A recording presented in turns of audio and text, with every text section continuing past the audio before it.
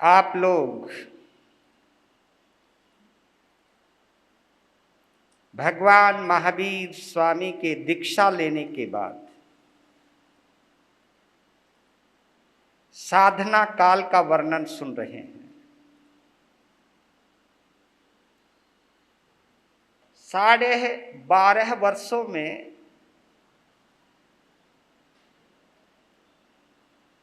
किस दौर से गुजरे हैं प्रभु महावीर।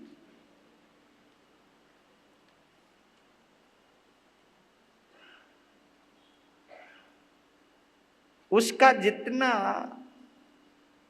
संकलन या जितना पढ़ने में आता है,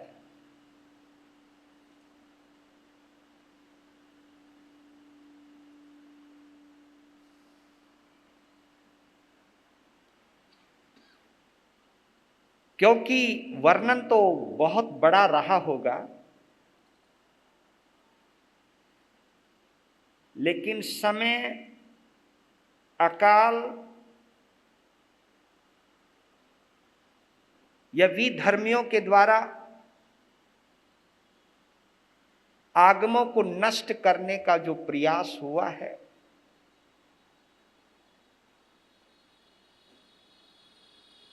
उसकी वजह से कई बातें लुप्त हो चुकी है। हमारे 32 आगमों को दिगंबर परंपरा नहीं मानती। उसको नहीं मानने का एक रीजन है, एक कारण है। कारण यह है कि वो सभी आगम अधूरे हैं। हम आगमों में प्रत्येक आगम के कितने कितने हजार पद हैं, जब उसकी व्याख्या पढ़ते हैं तो लगता है कि उसके आगे तो हमारे आगम ये कुछ भी नहीं है। तो ये खंडित हो गए। इन खंडित आगमों को बचा करके रखने का काम जिन आचार्य भगवंतों ने किया है, पहले तो हम उनको नमन करते हैं। लेकिन ये आगम के अवशेष हैं। कोई भी आगम इस वक्त पूर्ण नहीं है।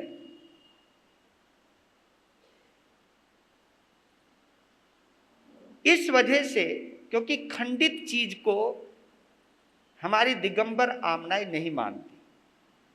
अगर मूर्ति खंडित भी हो जाए तो फिर वो पूजनीय नहीं रहती, उसकी जगह दूसरी मूर्ति लाते हैं कि ये मूर्ति खंडित हो गई है, अब इसकी पूजा नहीं करते। तो पुरातत्व विभाग को जहां जहां खुदाई के अंदर मूर्तियां मिलती हैं, अगर वो पूरी नहीं है तो वो उसको प्रतिष्ठित नहीं करते, उससे पुरातत्व विभाग में रख दिया जाता है। तो ठीक यही मान्यता है। लेकिन श्वेतांबर आमनाय ने, क्योंकि हमारे से पहले तो मंदिर मार्गी आमनाय है, तो उस आमनाय ने निश्चय किया कि जितने भी शेष बचे हुए हैं पद, आगम तो पूरे रखे गए हैं, नाम वही हैं, लेकिन उनमें जितने भी पद शेष बचे हैं उनको संभाल कर रखा जाए। तो आचारांग सूत्र के अंदर भगवान महावीर की साधना का विस्तृत वर्णन मिलता है। तो लेकिन उसके जितने पद हैं आचारांग सूत्र के, तो उन पदों में भी कमियां बहुत आ चुकी हैं। तो जो जो हमें उपलब्ध है हम वही सुना सकते हैं। तो ये वर्णन जो चल रहा है ये कोई कोरी कल्पना नहीं है।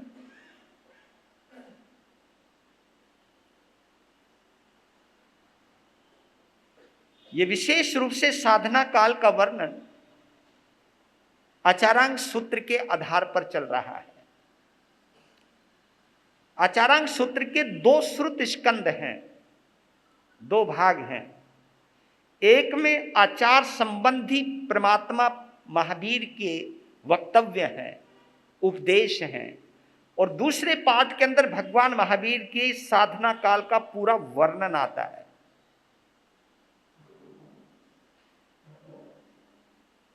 और उसको इसलिए जोड़ा आचारांग सूत्र में क्योंकि वो भगवान महावीर का आचार है। आचार यानी उनके जीने का तरीका है। साधना भी एक आचार पक्ष में आती है। एक साधक को किस तरह की साधना करनी चाहिए, साधना के क्या क्या रूप हो सकते हैं, क्या क्या तरीके हो सकते हैं, उन तरीकों की जानकारी हमको आगम के आधार पर मिलती है।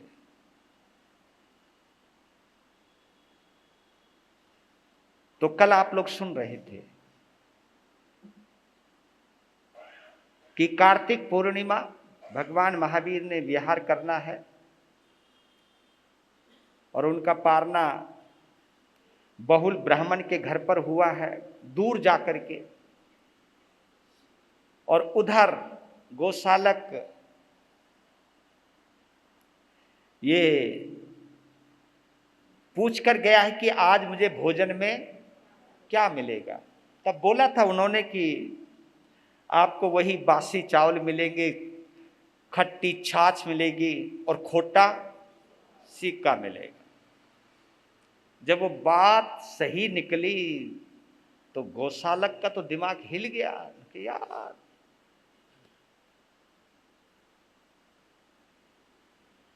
महोत्सव का समय, पर्व का वक्त, क्योंकि कार्तिक पूर्णिमा भी एक प्राचीन समय से पर्व के रूप में मनाया जाता रहा है।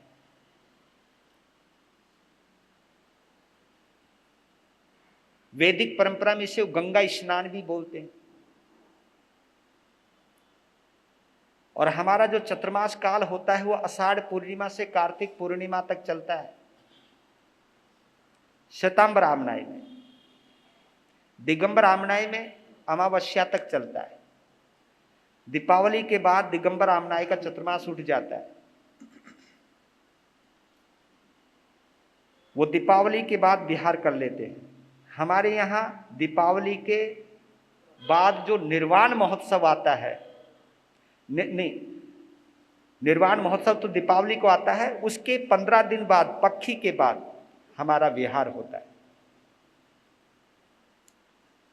सबके अपने अपने लॉजिक हैं, कोई ना कोई कारण तो रहता ही है।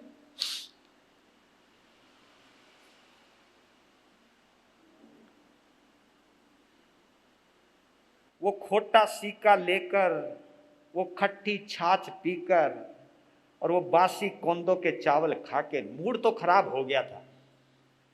कहा कि क्योंकि आज भगवान को वो झुठलाने निकला है कि चारों तरफ पकवान बन रहे हैं और भगवान कह रहे कि तुझे बासी चावल मिलेंगे, खट्टी छाछ मिलेगी, खोटा सिक्का मिलेगा। यार इतनी बेइज्जती होगी क्या हमारी? पर लेकिन जब वो सब हुआ तो कहते कि नियतिवाद आया कहां से। एक दो और घटनाएं हैं। तो नियतिवाद ये आया कि जो होना है उसे कोई टाल नहीं सकता, जबकि भगवान ने तो केवल सूचना दी थी कि आज तुझको ये मिलेगा, लेकिन उसको इस ढंग से पकड़ लिया कि मैंने उस घटना को टालने के लिए आहार का समय भी आगे बढ़ा दिया। कितने घरों में गया मैं, लेकिन फिर भी मिला वही जो मेरे, जल्दी बोलो, जो मेरे नसीब में था।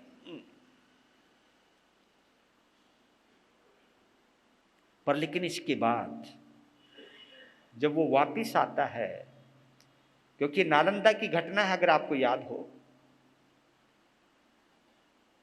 तो देखा कि वह भगवान ने, वो तो पगला सा गया। कहा कि भगवान गए तो गए कहां?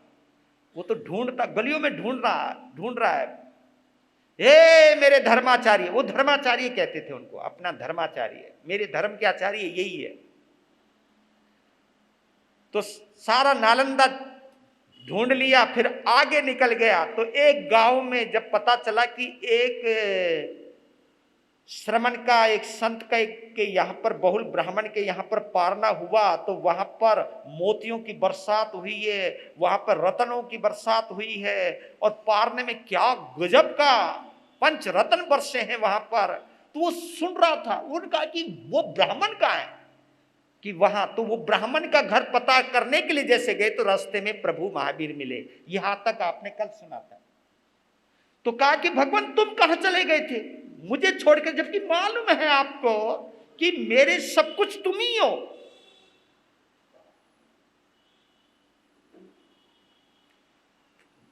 तो महावीर थोड़े से मुस्कुराए। हाँ, भला ऐसे भी किसी को कोई छोड़ के जाता है? हमको छोड़ के ऐसे कोई जाना चाहिए? हम चेले हैं आपके। अब वो कुछ भी बोले जाए, भगवान सुने, मुस्कुराए, चल पड़े, फिर उनके पीछे पीछे चल पड़े। तो कहते हैं कि महावीर साधना काल के बाद कोलाक सन्निवेश से महावीर प्रभु स्वर्ण खल, कोई ग्राम है, कोई गांव है, स्वर्ण खल की ओर विहार किया उन्होंने।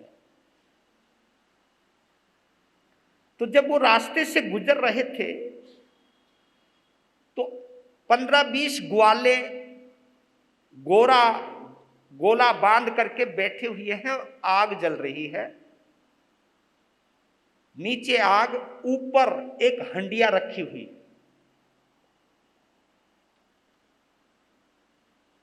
तो वो बड़े कुतूहल प्रिय थे गोशालक। उसने कहा ये क्या पक रहा है? तो कहा कि खीर पक रही है। खीर? पहले मूड खराब रखा था वो बासी चावल खा के। खीर? हाँ। फिर भगवान के पास गए, ए आचार्य रुको ना, खीर बन रही है, पकने के बाद खाएंगे। आज बहुत मन कर रहा खीर खाने का। तो भगवान ने कहा ये खीर पकेगी नहीं, ये खीर मिट्टी में मिल जाएगी। हैं? पकेगी? पक रही है, ये मिट्टी में मिल जाएगी। अब गोशालक को भगवान पे तो जबान पर भरोसा हो ही गया था। उसने शोर मचा दिया, कहा कि ओ क्या खीर खाने के सपने देख रहे हो तुम? ये खीर नहीं मिलेगी तुमको, ये हंडिया फूटेगी और ये खीर मिट्टी में मिलेगी, क्योंकि ये मैं नहीं, ये हमारे कलिकाल सर्वज्ञ मेरे आचार्य ने बोला है। और सुनो, मेरे भगवान की वाणी खाली नहीं जाती, ये खीर मिलेगी नहीं। तो उन ग्वालों ने गोशालक की तरफ तिरछी नजर से और उपेक्षा की नजर से, यूं जैसे किसी बात को मजाक में टालते गए, ना छोड़ना, ये फूट ही नहीं सकती। इतने में क्या किया उन्होंने, हंडिया को उतारा और बांस की खपच्ची लगाई उसके ऊपर और उसे जोर से बांध दिया ताकि ये फूटे ना, फिर टांग दी। फिर गौशालक को कहा ले, ये फूटने वाली नहीं, जो भी थोड़ी बहुत संभावना थी फूटने की वो भी रद्द कर दी, अब पकने लगी। भगवान तो आगे निकल गए, पर गौशालक के मन में खीर खाने का, लोग अब तो ये फूटेगी है नहीं, खीर तो मिलेगी, और जब ये खीर पक के आएगी तो मैं भी कर दूंगा थोड़ी सी, मुझे भी दे दो। और खीर खाने का बहुत मन कर रहा है, तुम्हारा नहीं, उनका, गौशालक।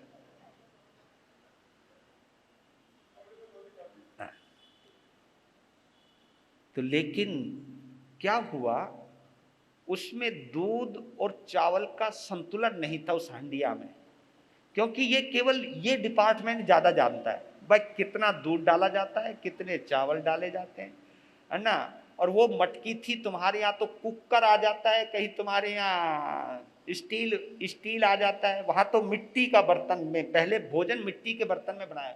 मैंने मिट्टी के तवे भी देखे हैं, मिट्टी के घड़े में पकता हुआ दूध भी देखा है, जिसमें आपने कढ़ौनी का दूध बोला करते थे। गांव वालों को अगर पता हो, पुराने जमाने में गैस के ऊपर नहीं, एक जिसमें आग सुलगा के रख देते थे, आग दबी हुई आंच में चलता रहता था, धुआं उठता रहता था, ऊपर ढक्कन में छेद कर दिया जाता था ताकि दूध बाहर ना आए। धीरे धीरे धीरे वो दूध पकता रहता था और उसका रंग बिल्कुल लाल जैसा हो जाता था। मतलब उस दूध को पीने का एक अपना ही आनंद हुआ करता था। गांव में कई बार दूध पीने का हमें भी वो मौका मिला है। आजकल के तो बच्चों को तो ऐसा दूध कहाँ मिलेगा, आजकल तो दूध या तो थैलियों का मिलता है ना।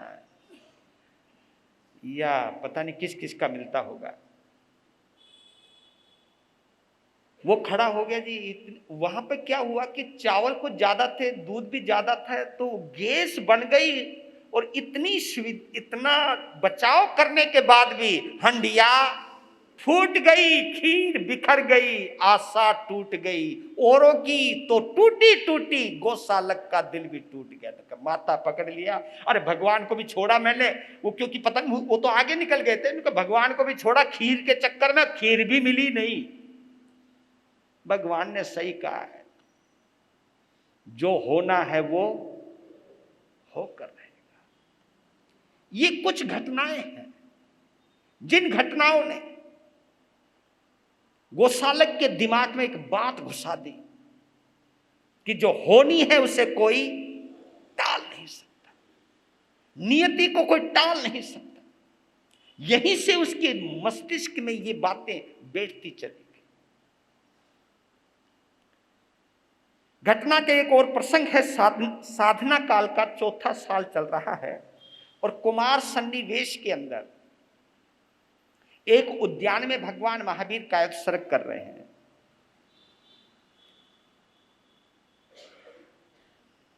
अगर वो एक बार भोजन भी करते हैं तो कभी कभी 15 दिन, कभी बेला, कभी तेला, कभी ये चलता रहता था। तो भगवान कायस्वर्ग में थे, गोशालक को भूख लगी। कहा कि चलो ना। वो कोशिश करता था भगवान के साथ, क्योंकि भगवान के साथ जब भी जाता था माल मिलता था। हो सकता है कोई ना कोई, क्योंकि आज कभी खीर से पार ना हो रहा, कभी कुछ हुआ तो। और वो साधना में बैठे, अब भगवान की नकल तो पूरी तरह कर नहीं पाया। कहा कि ये तो साधना में लग गए, मुझे खाना है। कहा कि मुझे तो इजाजत दो। भगवान कुछ नहीं कहते थे, बैठ ध्यानस्थ रहते थे। और ये समझ वो चला गया।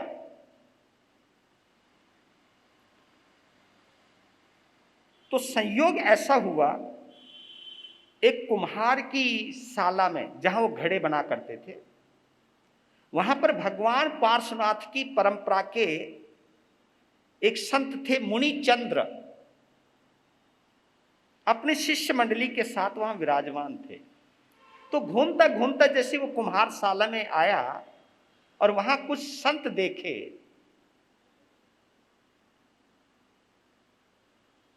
तो वो संत कुछ अलग थे, क्योंकि भगवान पार्श्वनाथ के थे। वो कपड़े भी पहनते थे, कुछ चीज भी रखते होंगे। और भगवान महावीर साधना काल से गुजर रहे हैं। और ये मैंने आपको बता ही दिया कि दूसरे तीर्थंकर से लेकर 23वें तीर्थंकर तक जो भी संत हैं वो नग्न नहीं रहते थे। और जरूरी नहीं उनकी वेशभूषा एक जैसी हो, ये भी नहीं था, लेकिन वो संत होते थे। तो उनको कपड़े में देखा तो उसने पूछ लिया, तुम कौन हो? तो उन्होंने कहा कि हम तो संत हैं, शर्मन हैं, निर्ग्रंथ हैं। जो भी उस वक्त के शब्द थे, ये सब शब्दों को दोहराया कि हम संत हैं, शर्मन हैं, निर्ग्रंथ हैं। तो उसने कहा कि तुम संत हो ही नहीं सकते, तुम निर्ग्रंथ हो ही नहीं सकते। जिसके पास इतना ग्रंथ, ग्रंथ यानी उपकरण, कुछ चीजें होंगी, कपड़े होंगे। कहा कि ये चीजें तुम्हारे पास, ये ग्रंथ तुम्हारे पास, ये वस्तु तुम्हारे पास, और कपड़े तुमने पहन रखे, तुम संत हो कैसे? ढोंगी हो तुम, पाखंडी हो। अबे संत देखना हो तो मेरे गुरुजी को देखो। और ये बीमारी आजकल भी यही चल रही है ना। कभी कोई कह देते, यही चीज बोल दी जाती है। शर्मन संघ के कोई साधु कोई होते, उनके पास ये परिग्रह, ये चीजें, इतना वो कुछ, ये सब चीजें पहले भी थी। मैं ये कह रहा हूं, हमारा गौशालक उस वक्त का था। आज कई ऐसे श्रावक भी गौशालक की तरह आज भी मौजूद हैं, जो साधु संतों की जीवनचर्या पर कुछ ना कुछ टिप्पणियां करते रहते हैं, कुछ ना कुछ बातें करते रहते हैं। कहा कि तुम साधु कोई हो, निर्ग्रंथ कोई हो, ये चीजें तुम्हारे पास रखी हुई है, ये चीज और बर्तन तुम्हारे पास रखे हुए हैं, मुझे तो कहीं से भी तुम साधु नजर नहीं आते हो। मतलब जो भी उसने बोलना था बोल दिया। और वो संत मुस्कुराते रहे, हंसो मत, जो मैं बोल रहा हूं सही बोल रहा हूं। ठीक है, आप हमें संत नहीं मानते, कोई बात, तुम प्रसन्न रहो। आपकी नजरों में आपके गुरुजी संत है तो अपने गुरुजी को मानो। हम कोई कह रहे कि तुम हमको गुरु मानो, हम कोई कह रहे कि तुम हमें संत मानो, है ना, कोई बात। हाँ ठीक है, मूड तो खराब हो गया, कहीं कुछ मिला होगा खाने को, खाया और चला गया। भगवान के पास जाकर के बोला, गुरुजी आज मैंने ढोंगी साधु देखे, आरंभ परिग्रही वाले संत देखे, अपने आप को निर्ग्रंथ बताते, चीजें उनके पास, कपड़े उनके पास, बर्तन उनके पास, कैसे संत हैं वो। मैं तो झाड़ी आया उनको, कहते कि तुम संत हो भी नहीं, कहीं से भी संत नहीं हो, तुम संत के नाम पर कलंक हो। तो भगवान ने कहा, ये तुमने अच्छा नहीं किया, वो भी संत हैं जैसा मैं हूं। नहीं नहीं नहीं, आप जैसे नहीं थे वो, आपके पास तो कोई वस्त्र नहीं, आप त्याग की मूर्ति हो, वो तो कई चीजें उनके पास रखी थी, वो संत नहीं थे। कि नहीं, वो भगवान पार्श्वनाथ की परंपरा के संत हैं, वो अंदर से बड़े सरल हैं। तुमने उनका वेश देख लिया, तुमने उनकी चीजें देख ली, लेकिन तुमने उनके भाव नहीं देखे। वो अंदर से अप्रग्रही है, उनके पास चीजें होते हुए भी उन चीजों से कोई आसक्ति नहीं, उन चीजों का केवल वो उपयोग करते हैं। देखो बड़ी गहरी बात की भगवान ने साधना काल के दौरान कही, वो केवल उन चीजों का उपयोग करते हैं। और यही संदेश दिया है प्रभु महावीर ने। आपको मालूम है परिग्रह की परिभाषा की, परिग्रह की क्या परिभाषा की भगवान ने? परिग्रह की परिभाषा की, मुच्छा परिग्रहो वुत्तो, मूर्छा भाव, यानी किसी चीज में आसक्ति आ जाए, वो परिग्रह। ये भगवान ने कहा आसक्ति। अगर मैं संत होकर के भी अगर आप लोगों के प्रति भी आसक्ति का भाव रखूं, तो कहीं ना कहीं मैं भी परिग्रही हूं। अपने शिष्य शिष्याओं के प्रति भी आसक्ति का भाव रखो, हाय ये कहीं मुझे छोड़ के ना चली जाए, ये भाव रखो, ये भी परिग्रह। परिग्रह आसक्ति को कहते। मेरे शरीर पर कोई कपड़ा नहीं है, लेकिन इतना बड़ा त्यागी होने के बावजूद भी अगर मैं अपनी संप्रदाय, अपनी परंपरा से राग रखूं, तो भी परिग्रह में हूं। परिग्रह बहुत भयानक चीज है, क्योंकि अंदर का जो ये लोभ है, और आपको मालूम है ये लोभ 10वें गुणस्थान तक पीछा नहीं छोड़ता है। अगर आप लोगों ने कभी गुणस्थान को पढ़ा हो, समझा हो, जाना हो, वापिस रिटर्न कर जाता है। आदमी इतनी दूर तक चला गया, 10वें गुणस्थान तक पहुंच गया, फिर वापिस आ सकता है, केवल इसी लोभ की वजह से आ जाता है, ममत्व की वजह से। ममत्व भी बोलते हैं इसको, ममत्व। ममता कहिए, आसक्ति कहिए, मूर्छा कहिए, ये कभी भी गोशालक, इस दुनिया में केवल मैं ही संत नहीं हूं। जो संत जैसे दिखाई नहीं देते, वो भी उच्च कोटि के संत होते हैं। पता नहीं गोशालक के समझ में आई या नहीं आई, लेकिन भगवान ने एक बात बड़ी गहरी कह दी कि साधुता कहीं ना कहीं भावों के ऊपर चलती है।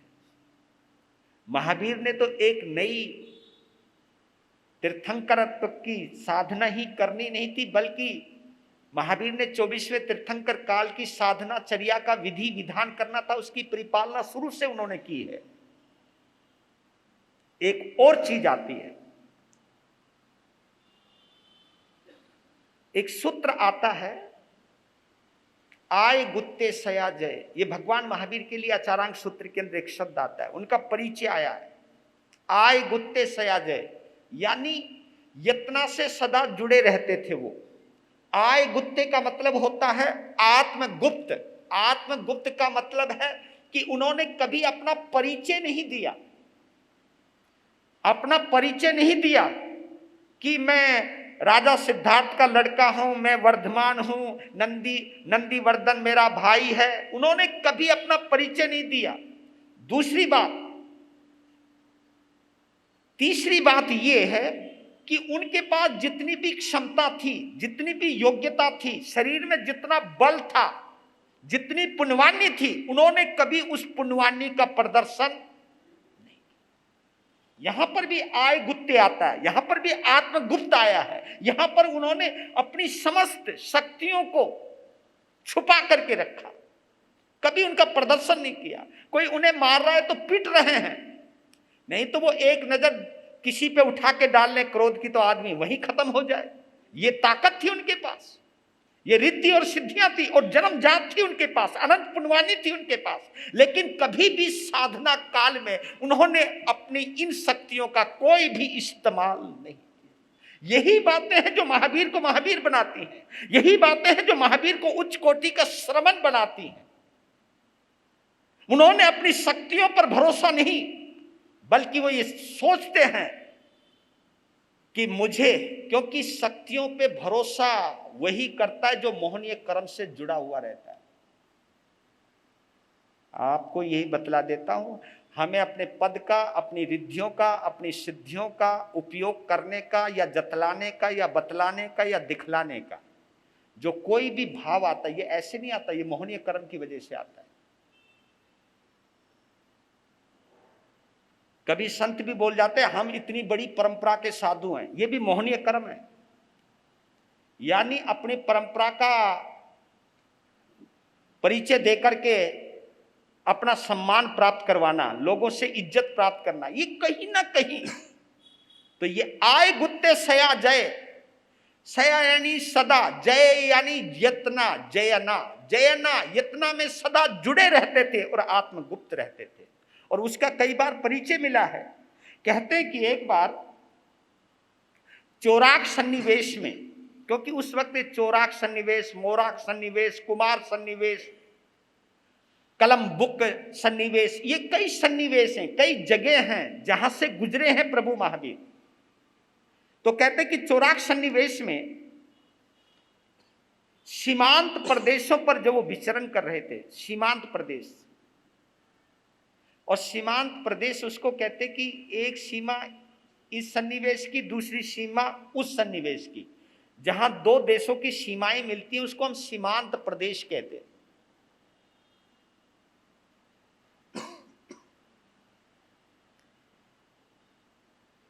तो उन सीमांत प्रदेशों में आपसी संघर्ष का वातावरण था, युद्ध का वातावरण बना हुआ था। यानी सीमा प्रदेशों पर तनातनी चल रही थी। और यह बीमारी शुरू से ही है, अपने अधिकारों को फैलाने की या अपने प्रदेशों को फैलाने की या अपने क्षेत्रों को बढ़ाने की या किसी न किसी सीमा पर अपना कब्जा करने की। जैसे चाइना ने कब्जा किया, लद्दाख के कुछ क्षेत्रों पर किया, कहीं ना कहीं कुछ, ये पुरानी बीमारी है, ये आज की कोई बीमारी नहीं है।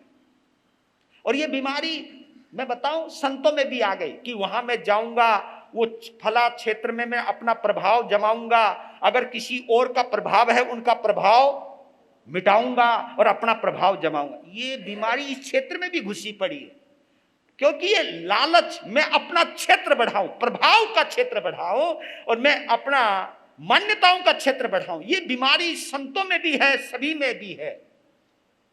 तो राजाओं में तो स्वाभाविक है।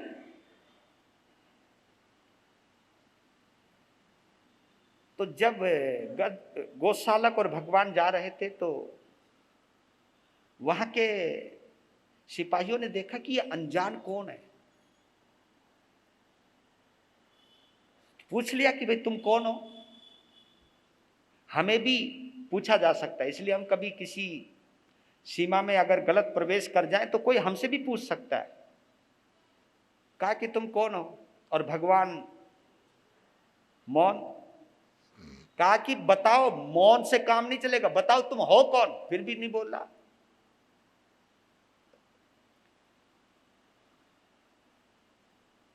भगवान ने नहीं बोला तो गोशालक ने भी नहीं बोला, जबकि वो बीच बीच में कोहनी मार रहे भगवान को, बता दो ना, बता दो।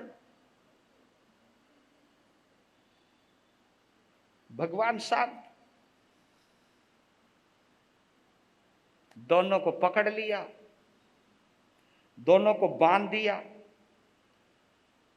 और बांध करके पास में कुआं था, उल्टा लटका दिया दोनों को। और जैसे पानी में बाल्टी नहीं डुबोते, ऐसे पानी में डुबोने लगे उनको वो सैनिक। और बीच में कुएं में बोल भी रहा भगवान को, बोलो ना, नहीं तो इसी पानी में डुबकियां खाते रहेंगे, ये ठंडा पानी ऊपर से ठंडक और ऊपर से तुम।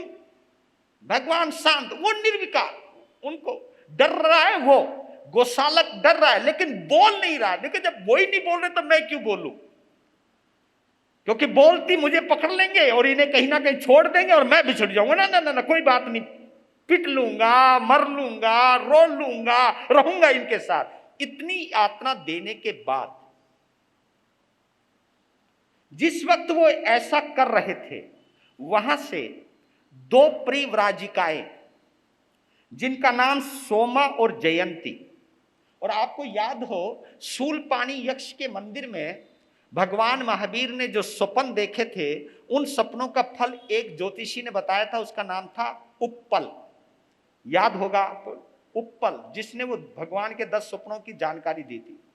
उन्हीं की ये दोनों बेटियां हैं, सीमा और जयंती। वो परिव्राजिका यानी सन्यासिनी, जैसे सनातनी साध्वियां जिसको बोलते हैं उनको परिव्राजिका ही बोलते हैं। तो वो वहां से गुजर रही थी, तो जैसे ऊपर निकाला, पूछताछ करने लगे तो वो पहचान गई कि ये तो वर्धमान है। तो एकदम दौड़ करके दोनों साध्वी परिव्राजिकाएं गई, कहा कि तुम क्या कर रहे हो, किनके साथ बुरा व्यवहार कर रहे हो, ये वर्धमान है, ये राजा नंदीवर्धन के छोटे भाई हैं, राजा सिद्धार्थ के लड़के हैं, वर्धमान हैं, इनको मेरे पिताजी भी जानते हैं, ये बड़े महान आत्मा है, ये बड़े महान आत्मा, महान करने के कार्य हैं, आप कर क्या रहे हो। जैसे पता चला तो वो डर गए, उन्होंने फटाफट खोला और माफी मांगी, हमें माफ कर दो जी, गलती हो गई। प्रभु महावीर बिल्कुल सहज। फिर आगे की एक और घटना भी आती है। कलम्बुका सन्निवेश में विचरण कर रहे थे प्रभु, तो वहां पे 2 अधिकारी थे, मेघ और कालहस्ती। वैसे तो ये जमींदार थे, लेकिन फिर भी ये डाका डाला करते थे।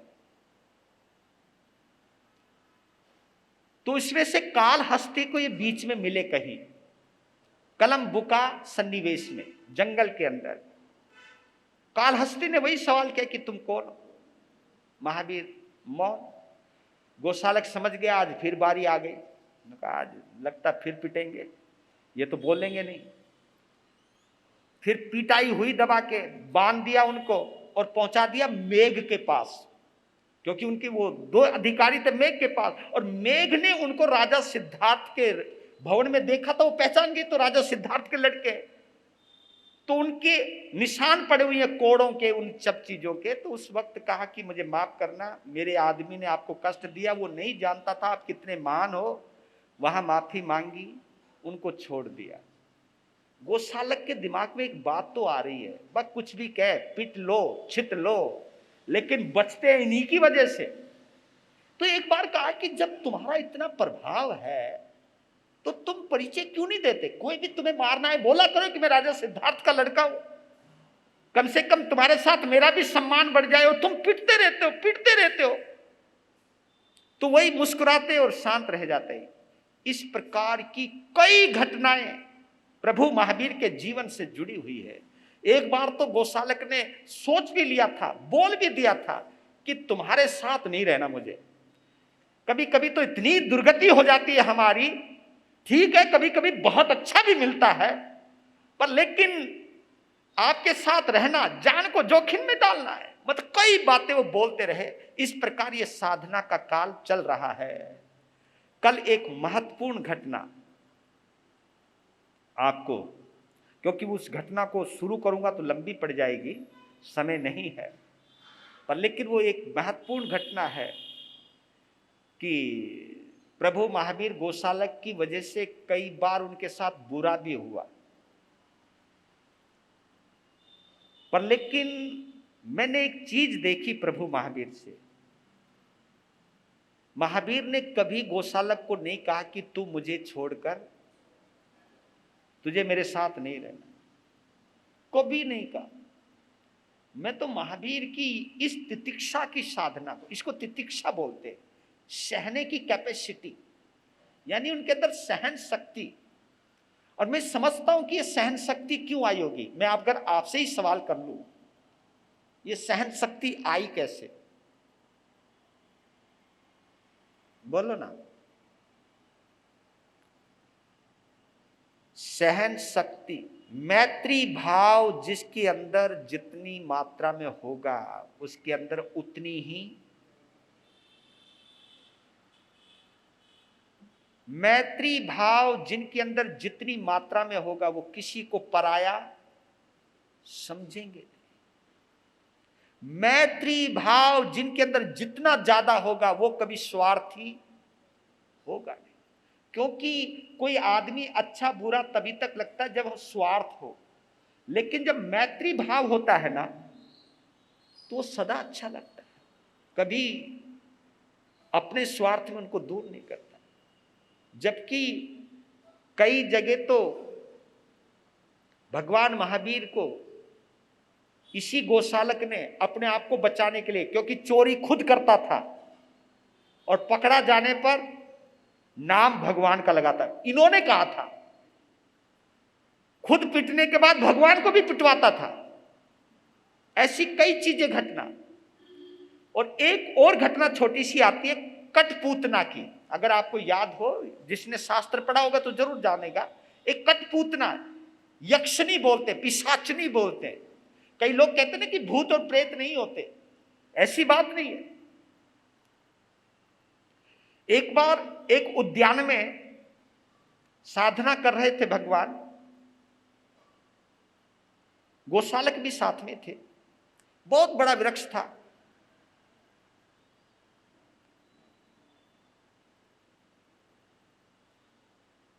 तो उसके ऊपर एक कठपूतना यक्षिणी थी, कोई पूर्व जन्म का संस्कार होगा, वर्णन तो नहीं आता कि किस जन्म का था, पर लेकिन कठपूतना यक्षिणी ने जैसे भगवान को देखा तो कोई बैर भाव जागृत हुआ। उसने सबसे पहले एक परिव्राजिका का रूप बनाया, सनातनी साध्वी का रूप बनाया, जटाएं थी, और उन जटाओं से ठंड का वातावरण, माघ का महीना, मतलब ठिठुरती हुई ठंडक, और अपने बालों को पानी से भर दिया और उसको जोर जोर से घुमाने लगी, और सारी पानी की बूंदें भगवान के ऊपर आने लगी। और तो आप जानते होंगे, जिस समय कड़ाके की ठंड पड़ रही हो और कोई ठंडा पानी डाल दे, अट्टहास किया, उनके कंधे पर चढ़ गई, दोनों पांव से दबाने लगी, कूदने लगी, उछलने लगी, अट्टहास करने लगी। बेचारा गोसालक भी घबरा रहा है कि ये क्या पंगा खड़ा हो गया। आदमी तो कष्ट देते ही देते थे, ये भूतनी कहां से चिपट गई। लेकिन उसको वो कुछ नहीं कह रही थी, वो इसलिए दूर खड़ा था, मजा ले रहा था, देख रहा था, देखता हूं कि भगवान ये क्या क्या करते रहते हैं। फिर उसने बरसात की, बर्फ की, जैसे आपने देखा होगा कहीं हिल स्टेशन पर आप लोग जाते हो तो पानी की बूंद, हाँ स्नोफॉल जिसको कहते हैं, उस स्नोफॉल करने लगे भगवान के ऊपर, नंगा बदन, ऊपर से स्नोफॉल। लेकिन क्या मजा, एक रोंगटा भी उनका खड़ा हुआ हो। नहीं तो आप देखते हो जब ठंड होती है तो शीहरन होती है, और शीहरन होती है तो आपके ठंड में आपने कभी चेक करना, आपके रोंगटे खड़े हो जाते हैं ठंड की वजह से, लेकिन वो चेक कर रही है कि एक रोंगटा खड़ा नहीं, वैसे के वैसे सच। और ये देख रहा है, गौशालक भी देख रहा है कि यार कमाल है, क्या किस मिट्टी के बने हैं, ये किस चीज के बने हैं, क्या शक्ति है इनके पास। पर लेकिन कहते हैं कि कठपुतना इतना कष्ट देने के बाद जब प्रभु महावीर को निष्कंप देखा, झुक गई और उसने एक संकल्प किया। ये देखो संसर्ग का प्रभाव कि आगे से मैं किसी को सताऊंगी नहीं, मैं किसी को सताऊंगी नहीं, ये संकल्प किया उस कठपुतना ने।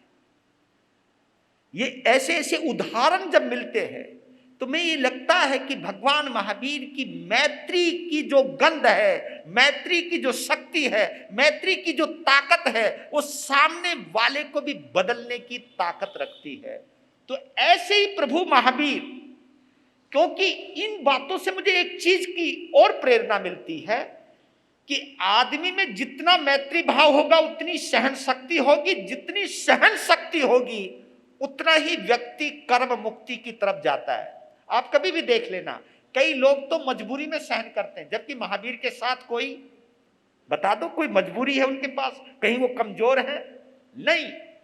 हमें लगता है, मैं इसलिए सहन शक्ति की बजाय इस शब्द को मैं एक शब्द और देना चाहता हूं, उसका नाम है स्नेह शक्ति। जिसके अंदर स्नेह की शक्ति होती है, वो सहन करना कहीं ना कहीं मजबूरी का शब्द भी आ जाता है, लेकिन सहन करते हुए भी मन में कोई दुर्भाव ना आए, मन में बुरे भाव ना आए, मन में किसी के लिए गंदे भाव ना आए, इसी को कहते सहन शक्ति। और ये सहन शक्ति तभी आती है जब मैत्री भाव मजबूत होता है, और इसी सहन शक्ति के बलबूते पर मोहनीय कर्म कमजोर पड़ता चला जाता है। हे प्रभु, हमें तो छोटी छोटी बातें भी चुभ जाती है, लेकिन जब हम तुम्हारी विरासत को देखते तो हम कहीं पर भी अपने आप को आपके योग्य अनुभव नहीं करते। ये मेरा सौभाग्य है कि मुझे जिन शासन मिला, लेकिन कहीं ना कहीं मेरे अशुभ कर्मों का उदय है, या मोहनीय कर्म का प्रभाव है, या मिथ्यात्व का प्रभाव है, कि जिसकी वजह से छोटी छोटी घटनाओं में हम विचलित हो जाते हैं। थोड़ा सा मान मिले तो फूल जाते हैं, थोड़ा सा अपमान मिले तो हम क्रोधित हो जाते हैं, कुछ भी हमारे मन के खिलाफ हो जाए तो हम विचलित हो जाते हैं। लेकिन प्रभु, आपकी आराधना, आपकी सम्यक साधना हम तभी कर पाएंगे अनुकूल और प्रतिकूल परिस्थितियों के अंदर हम मानसिक संतुलन बना सकें। ये प्रभु महावीर की साधना हमें बार बार सचेत करती है। ये प्रभु महावीर की साधना बार बार हमको एक संकेत देती है कि किसी भी तरह से तुम अपने अंदर मैत्री भाव को बढ़ाओ। मैत्री भाव कुछ भी तुम्हें प्रतिकूल नहीं होने देगा। मैत्री भाव तुम्हें हमेशा सहजता से रखेगा। मैत्री भाव में तुम सहज रह सकते हो, संभाव में रह सकते हो। अपने कष्ट को तुम कष्ट नहीं मानोगे, बल्कि सामने वाले के कष्ट को अनुभव करके उसके कष्ट को किसी भी तरह से मिटाने में सक्रिय और सफल हो सकते हो। ये भावना प्रभु महावीर की साधना से प्राप्त होती है। आपका समय हुआ, कल गौशाला का एक विशेष प्रसंग जो है उसको सुनने के लिए आप जरूर आइएगा। वो कहीं ना कहीं, क्योंकि प्रभु महावीर ने सहजता से कुछ चीजें भी दी हैं, बताई है, कुछ साधना पूछी है उन्होंने, वो साधना भी बता दी है, और उस साधना का इस्तेमाल स्वयं भगवान के ऊपर किया है उसने, क्योंकि कृतज्ञ व्यक्ति रहा है कहीं ना कहीं। लेकिन भगवान ने कुछ छुपाया नहीं, पता नहीं क्या चीज है, वो किस चीज के है, वे कहीं ना कहीं कुछ ना कुछ लगता है कि महावीर का मैत्री भाव कितना गजब का, कितना उदारता का रहा होगा। बहुत बातें हैं, कल बात करते हैं। वीर नाम के हीरे मोती